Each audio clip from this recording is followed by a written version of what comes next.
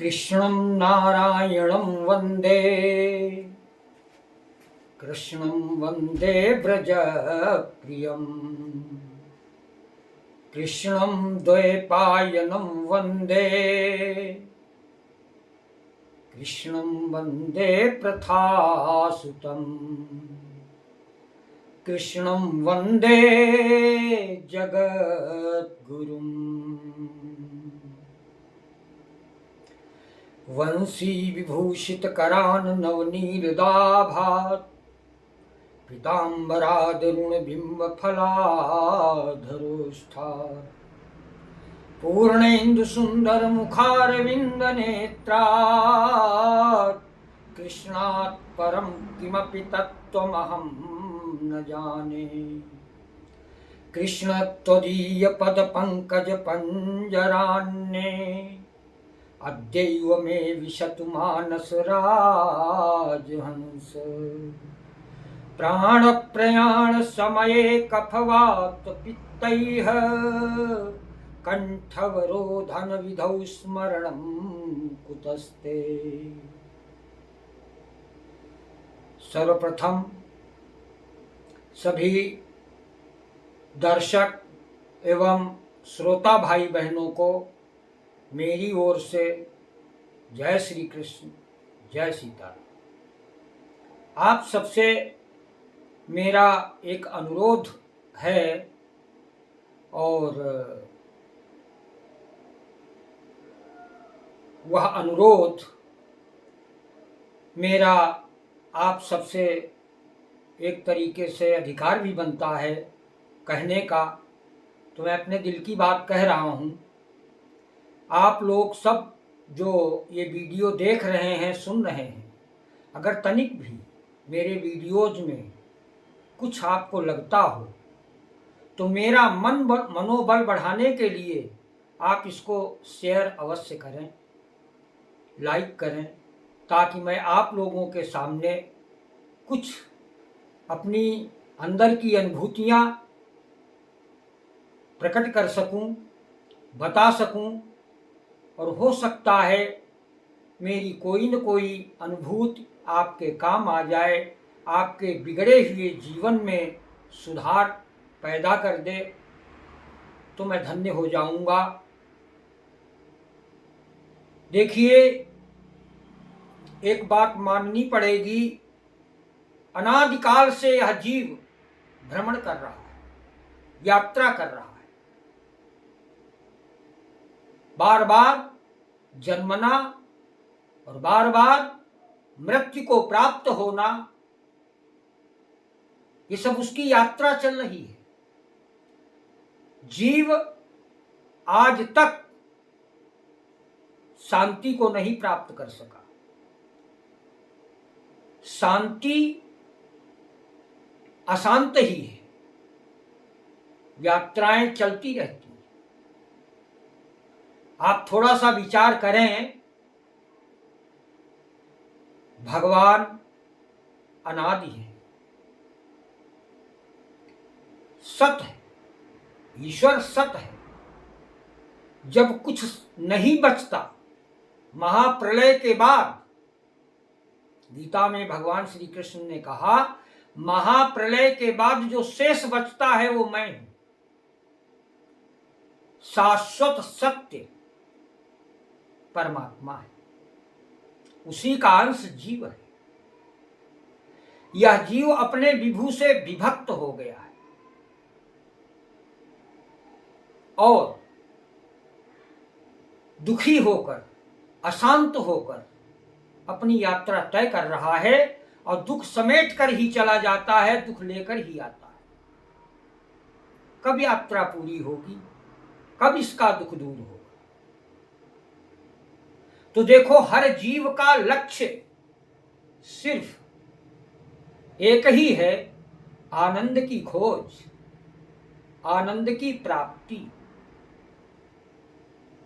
अब वो आनंद मिलेगा कहां? मनुष्य भगवान की माया से भटक गया। आनंद तो तभी मिलेगा जब आनंद के मार्ग पर चलेंगे। मार्ग ही भटक गया और जीव भटक रहा है। तो उस आनंद को प्राप्त करने के लिए हमें जानना पड़ेगा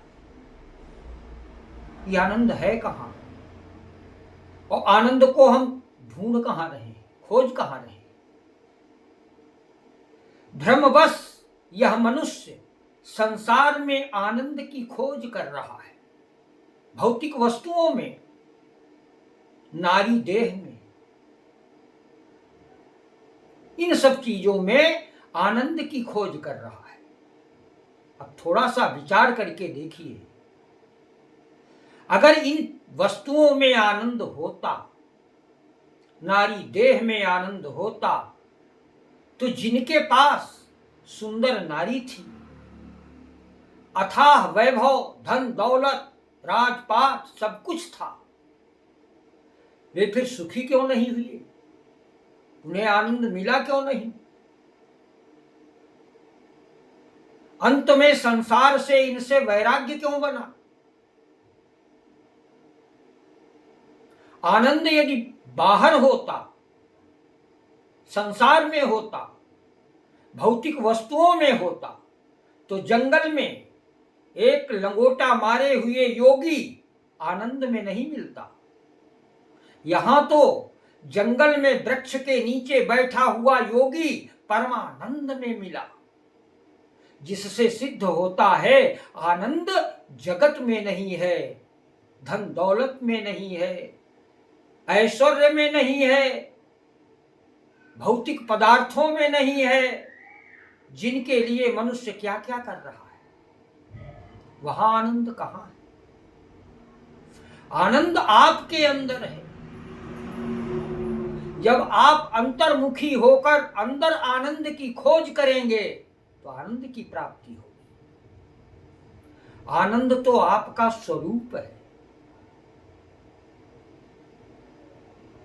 आप अपने स्वरूप को जानिए। आनंद बाहर नहीं।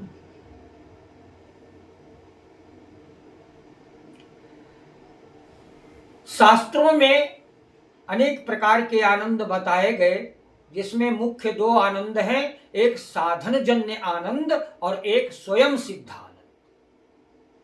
अब नाम दे दिया गया साधन जन्य आनंद। साधन जन्य सुख होता है, आनंद नहीं होता है। आनंद का अर्थ है जिसका कभी नाश न हो। आनंद अविनाशी होता है। आनंद शब्द का पर्यायवाची शब्द दूसरा बना ही नहीं, क्योंकि आनंद का नाश कभी होता ही नहीं। सुख का नाश होता है।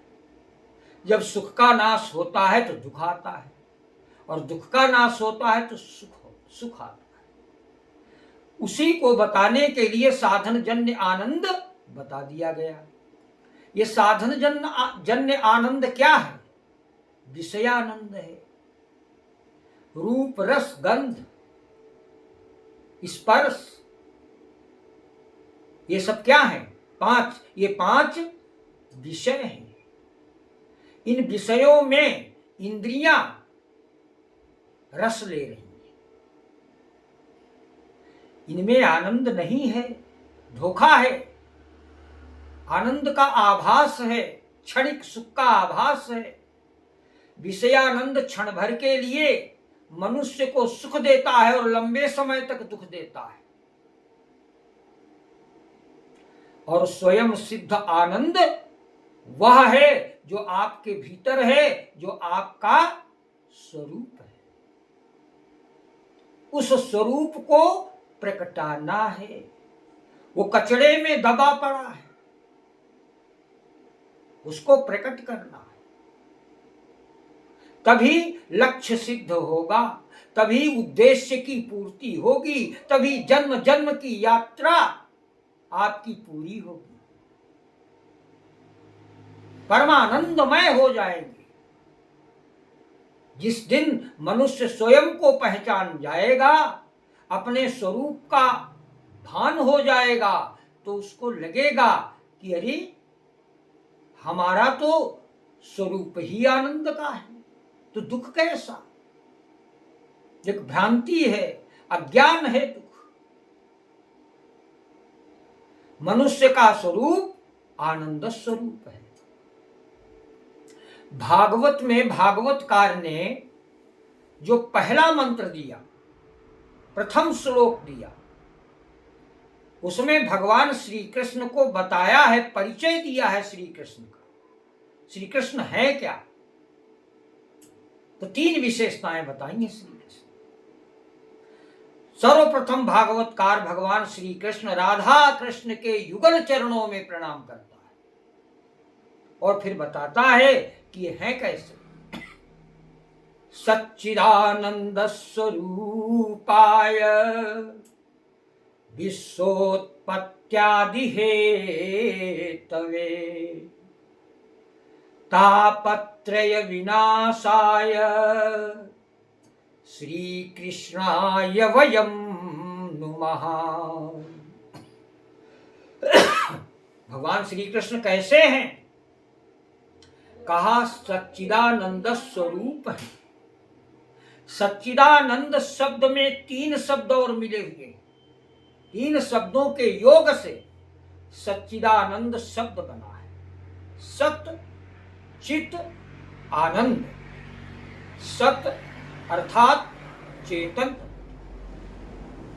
चित अर्थात ज्ञान सत्य, आनंद, ये 3 विशेषताएं श्री कृष्ण की बताई गई है। श्री कृष्ण पारब्रह्म परमात्मा हैं, जो मनुष्य रूप में लीला करने के लिए, पृथ्वी का उद्धार करने के लिए, संत महात्माओं को तृप्त करने के लिए मानव रूप लेकर धरती पर आए हैं, लेकिन वो मानवों से इतर हैं। वो कहते हैं उनका सत तत्व, चित तत्व और आनंद तत्व, ये जो 3 तत्व हैं, तीनों प्रकट रूप में है, क्योंकि परमात्मा है। और मनुष्य के का एक तत्व, चेतन तत्व प्रकट रूप में होता है, और ज्ञान तत्व, आनंद तत्व ये अप्रकट रूप में होते हैं। इनको प्रकटाना पड़ता है। और वो प्रकट कैसे होंगे? जब बहुकाल करिय सत्संगा, सत्संग से प्रकट होता है। इसके अतिरिक्त साधु संगति और भगवत कथा ही इसका माध्यम है। इसके अतिरिक्त जीव का दुख दूर नहीं हो सकता। लोग स्वर्ग नरक की बात करते हैं। स्वर्ग क्या है, नरक क्या है, समझने की बात है। संत महापुरुषों का संग और भगवत कथा का संग ही स्वर्ग है। इसके विपरीत संसार का संग और संसारी जीवों का संग ही नरक है। भगवान जब जीव पर कृपा करते हैं तो सत्संग देते हैं। बिनु सत्संग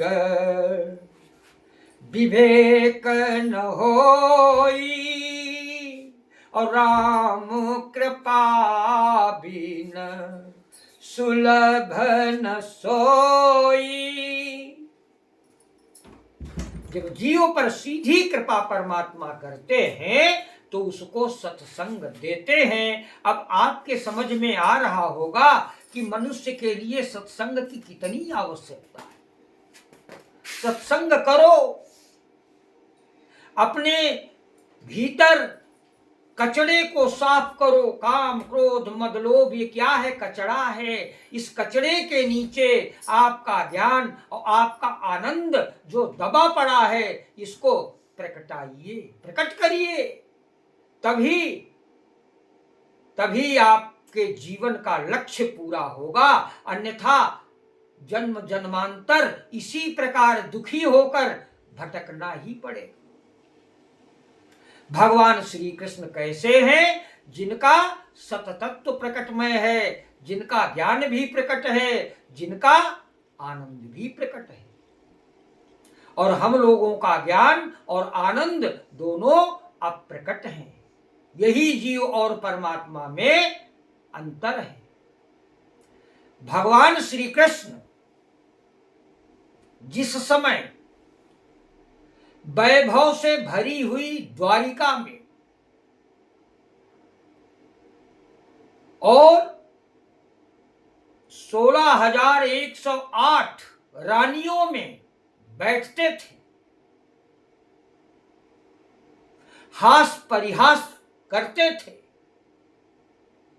उनके चेहरे पर जो आनंद दिखाई दे रहा था वही आनंद भगवान श्री कृष्ण का उस समय दिखाई पड़ा जब सारी द्वारिका का नाश हो रहा था, जब सभी रानियों का विनाश हो रहा था, जब उनका कुटुंब परिवार प्रभास क्षेत्र में सब मृत प्राय पड़ा हुआ था, तो सबका तो नाश हो गया, लेकिन भगवान श्री कृष्ण के आनंद का नाश नहीं हुआ। उनके चेहरे पर वही खिला हुआ आनंद दिखाई दिया।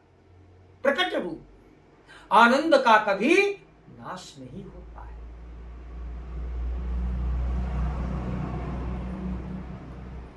उसी ज्ञान को पाने के लिए जीव यत्न करता है और करना भी चाहिए। यही एक रास्ता है जीव का परमात्मा तक पहुंचने की। हर जीव की यात्रा परमात्मा तक है। बगैर परमात्मा को प्राप्त किए जीव को न आनंद की प्राप्ति होगी और न शांति की प्राप्ति होगी। सुखी मीन जहां नीर यगाधा, जिमि हरि शरण न एक बाधा। हम गलत भटक रहे हैं, गलत दिशा में चल पड़े और वहां तो दुखों के भंवर में फंस जाते। उन दुखों के भंवर से यदि कोई निकालने में सक्षम है तो भगवान की कथा और संत महापुरुषों का संग वही आपको दुखों के भंवर से खींचकर बाहर ला सकता है। आप नाम का आश्रय लीजिए, आप कृष्ण नाम का आश्रय लें, आप राम नाम का आश्रय लें और आप नित्य भजनानंदी बने। इन्हीं के स्वरूप का चिंतन करें, इनके नाम का जाप करें, तो क्या होगा? ये निर्विकार हैं, इनमें कोई विकार नहीं है। इनका चिंतन करते करते, इनका नाम जाप करते करते जीव तदाकार हो जाएगा, निर्विकार हो जाएगा। परमात्मा में और जीव में कोई भेद नहीं रह जाएगा। भक्ति करते करते, सत्संग करते करते जब जीव परमात्मा के करीब पहुंच जाता है तो रास लीला होती है। रास का रहस्य यही है। भगवान ने भागवत में रास लीला की है गोपियों के साथ। गोपी क्या है? विशुद्ध जीवात्मा जो भक्ति करते करते परम पावन जीव हो चुके हैं, वो भगवान को पाने के अधिकारी बन चुके हैं। तो जीव और परमात्मा के मिलन को रास कहते हैं, गठबंधन होता है, जीव परमात्मा तदाकार हो जाते हैं। यही जीव में और भगवान में अंतर है। अगर ये न होता तो फिर जीव और परमात्मा में अंतर ही नहीं होता।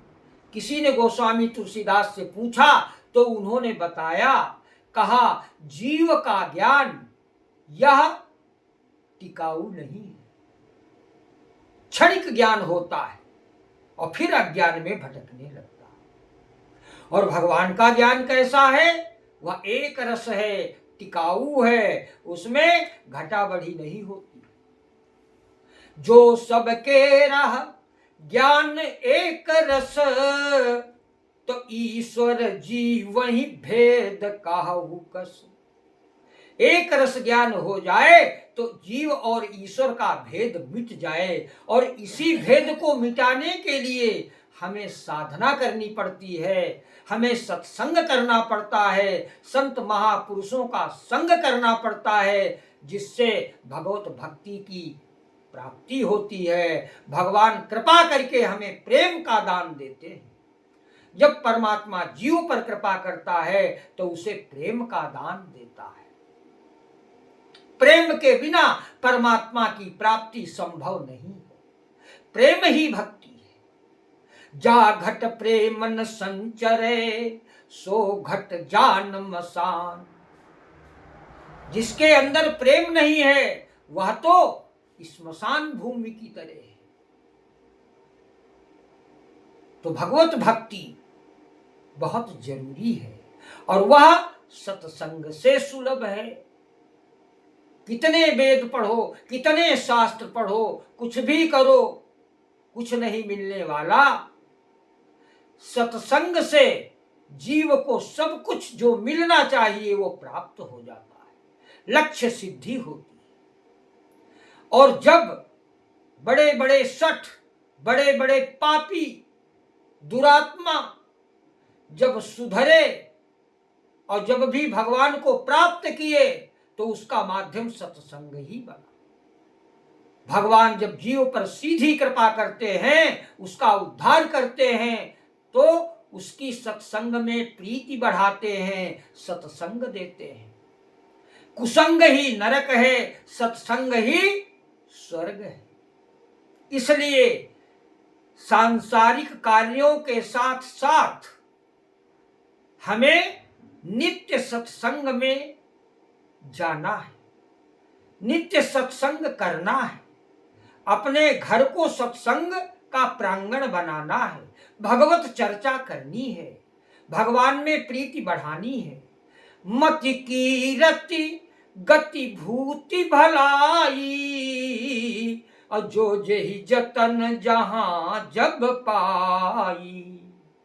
सब समुझब सतसंग प्रभाऊ, लोकहु वेद न आनऊ पाऊ। संसार में दूसरा उपाय ही नहीं है। भक्ति करो, सत्संग करो तो भक्ति मिले। तो पहली बात, आनंद जिसे हम बाहर जगत में ढूंढ रहे हैं नहीं है। आनंद आपके भीतर है, आनंद आपका स्वरूप है। उसे जानना है, उसके लिए साधना करनी है, उसके लिए चिंतन मनन करना है, उसके लिए ध्यान करना है। ध्यान योग में जाएंगे तो धीरे धीरे आपको अनुभूति होने लगेगी, आपका अशांत चित्त शांत होने लगेगा, आत्मा के साथ आप एकाग्र होने लगेंगे, निज स्वरूप का भान होने लगेगा, अनुभूति में आने लगेगा, परमानंद का अनुभव होने लगेगा।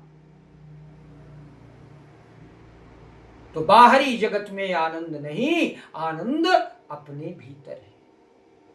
आपका स्वरूप आनंद का स्वरूप है। कबीरदास जी ने कहा, काहेरी नलिनी तू कुम्हिलानी, तोरे ही नाल सरोवर पानी।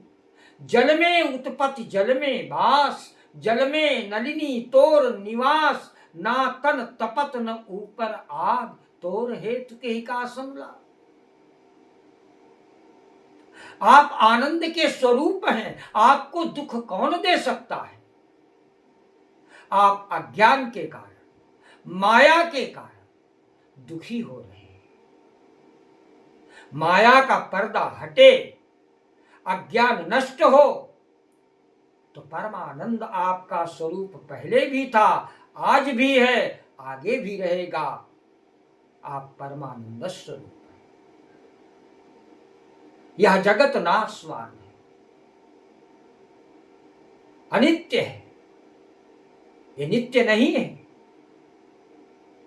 आप संसार से प्रेम करेंगे तो स्वाभाविक है आपको दुखी होना पड़ेगा। संसार सेवा करने के लिए है, प्रेम करने के लिए नहीं है। प्रेम करने के लायक तो यशोदा नंदन है, कौशल्या नंदन है। एक बार प्रेम करके तो देखो, कभी कोई निराश नहीं हुआ। प्रतिक्षण प्रतिपल जो आपके साथ रहते हैं, आपकी क्षण क्षण पर परवाह करते हैं, आपने उन्हीं को भुला दिया। धन दौलत रुपया पैसा हाथी घोड़ा संसार की भौतिक वस्तुओं में सुख और आनंद की खोज करने लगे, गलत रास्ते पर चले गए। आपको वापस आना पड़ेगा, अंतर्मुखी होना पड़ेगा, राम नाम का आश्रय लेना पड़ेगा, कृष्ण नाम का आश्रय लेना पड़ेगा। आप सहज ही भवसागर से पार हो जाएंगे, आवागमन से मुक्त हो जाएंगे, जन्म जन्म के अनेक जन्मों के सारे दुख दूर हो जाएंगे। थोड़ा सा यदि विचार कर लें, जीवन में जब तक भगवान ने समय दिया है, एक एक सांस परमात्मा के लिए, हर क्रिया परमात्मा के लिए। लोग पूजा करते हैं लेकिन पूजा जानते नहीं क्या होती।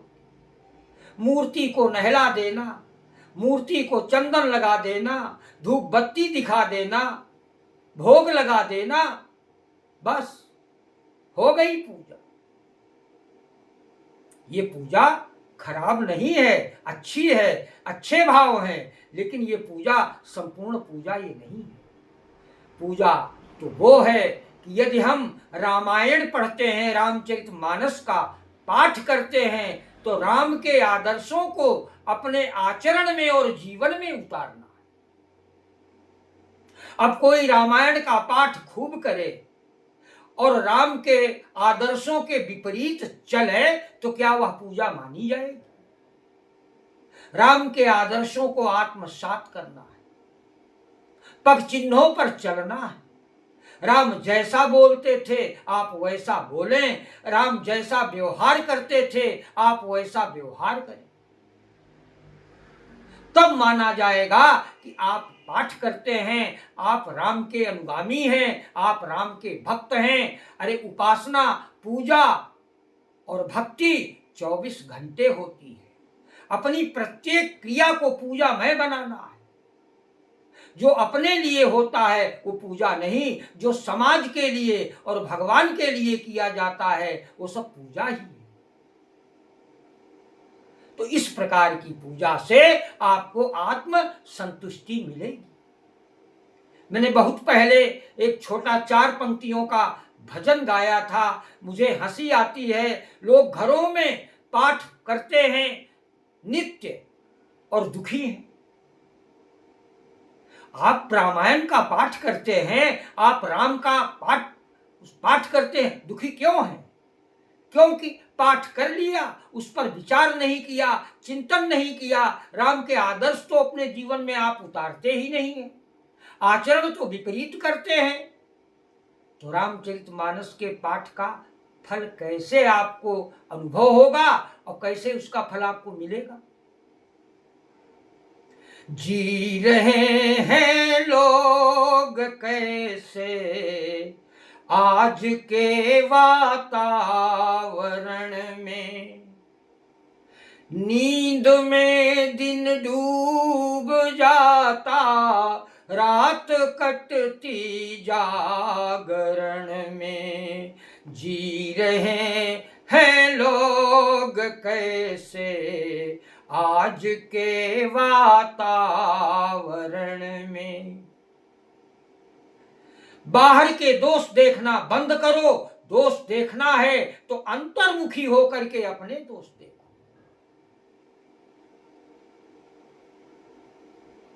सिंह भूखों मर रहे हैं, घर गधों के खीर बनती, दोष बगुले ढूंढते हैं हंस के भी आचरण में।